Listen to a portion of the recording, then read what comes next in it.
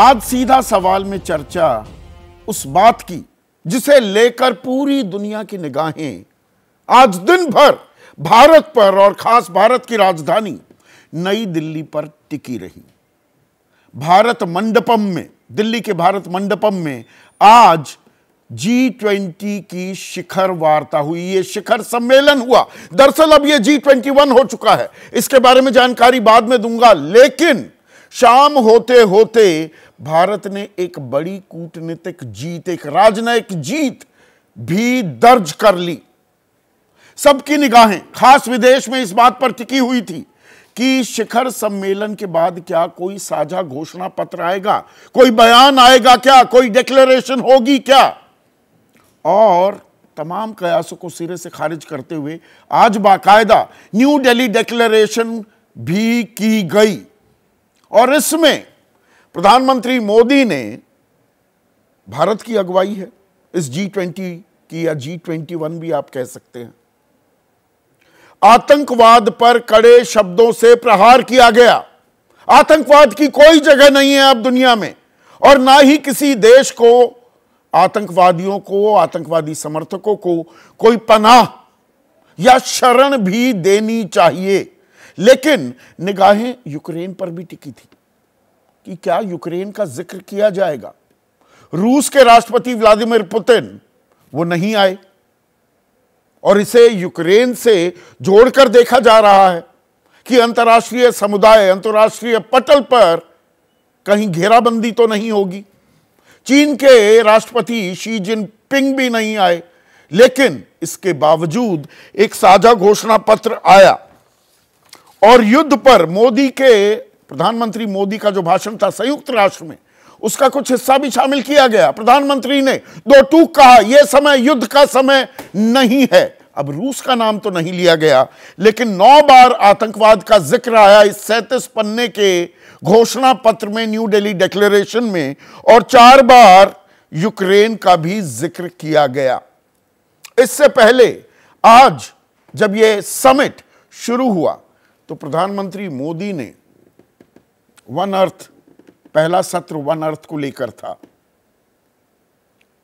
तो हमारी मित्रता और जो ह्यूमन स्पिरिट है, मानवीयता का तकाजा देते हुए उन्होंने अपना मूल मंत्र पूरी दुनिया के साथ भी साझा किया।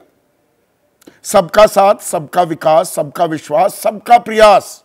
उसी के चलते दुनिया आगे बढ़ पाएगी, ये प्रधानमंत्री मोदी कहते दिखे। और इसी में उन्होंने एक और कूटनीतिक पहल कर डाली। जमीन तो पहले से तैयार की जा रही थी।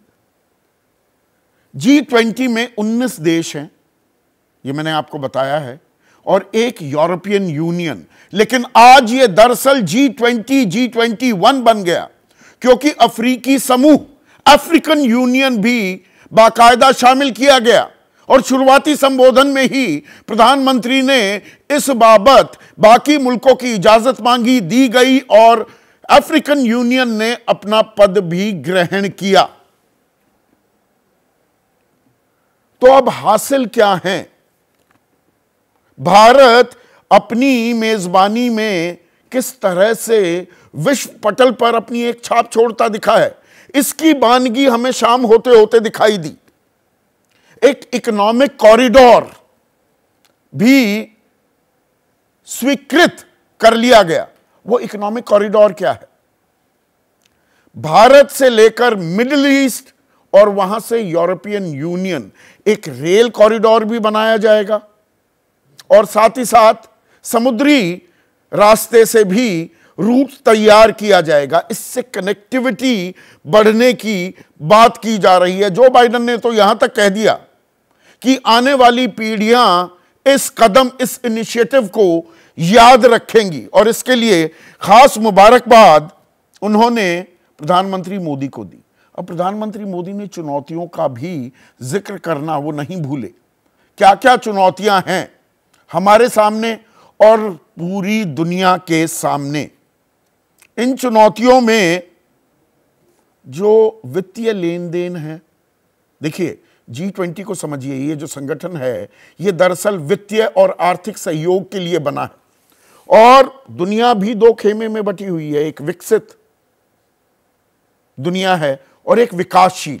हम विकासशील देशों की अगुवाई करते हुए, उनकी नुमाइंदगी करते हुए भी दिखे तो साउथ के सदर क्या भारत बनता दिखा है और नॉर्थ के साथ अलायंस कैसी होती है, यह देखने वाली बात होगी। और यहां पर हम आपको तस्वीरें दिखा रहे हैं।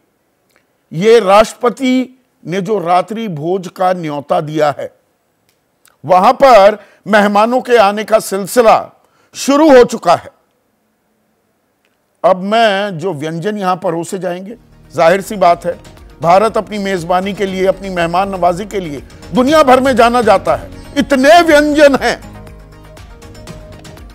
इतने विविध हमारे खाने हैं, वो सब परोसे जाएंगे। मुंह में पानी आने लगा है मेरा अभी, तो इसीलिए व्यंजनों का जिक्र तो मैं नहीं करूंगा। लेकिन प्रधानमंत्री मोदी ने आज G20 की शुरुआत, इस समिट की शुरुआत में क्या कुछ कहा, उस पर नजर डालना भी जरूरी हो जाता है। सुनिए।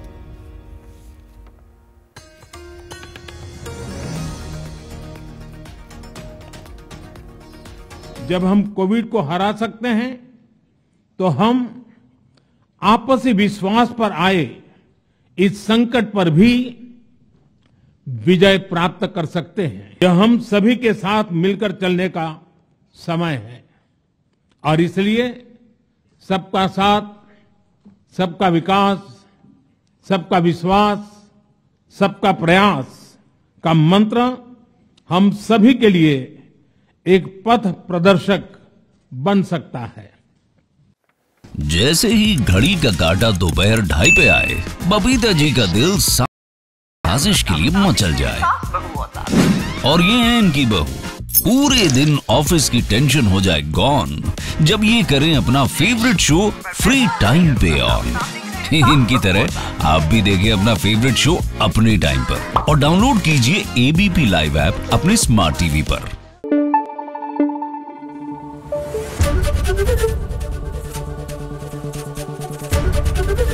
एबीपी न्यूज आपको रखे आगे।